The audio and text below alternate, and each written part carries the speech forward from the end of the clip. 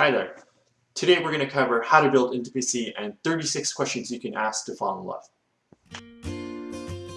First, let's define what intimacy is. When Googling around and searching around, I found that intimacy is about feeling emotionally close to your partner. The key word there is emotionally. But how do you build intimacy is the question. The best explanation I've seen for it so far is through this model called the Interpersonal process model of intimacy. It sounds like a handful and really complicated, but really it's not.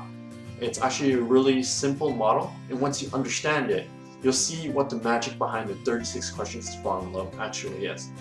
Here's an illustration of the model, and we use the imaginary couple Brad and Angelina.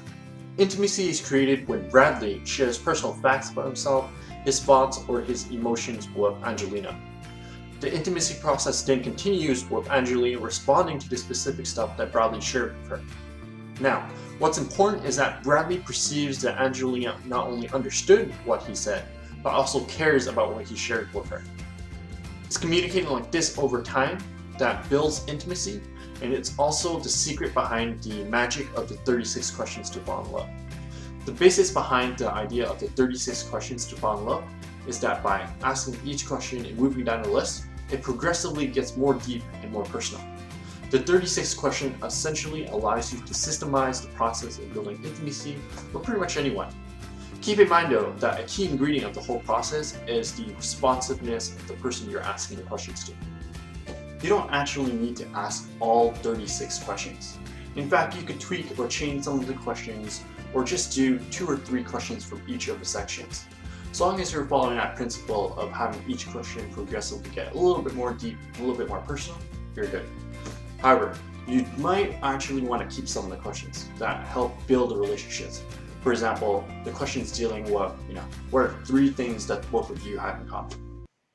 From my personal experience, everyday conversation is usually really surface level and doesn't get much beyond, what they did that particular day.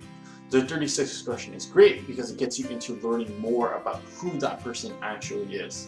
It's been used successfully in a ton of other studies, and it might be worth noting that strangers in the original study actually did end up falling in love and getting married later on. If you're interested in what the 36 questions actually are, I'm going to have them down below in my video description. Now, I believe that the better you understand relationships, the better the relationships you can actually have. So what I'm doing is I'm creating weekly videos on actual findings from relationship research. I'm providing practical tips on relationships, as well as gift ideas to save you time and make gifts more memorable. If that's what you're interested in, take a look at some of the videos in my channel or subscribe to my channel.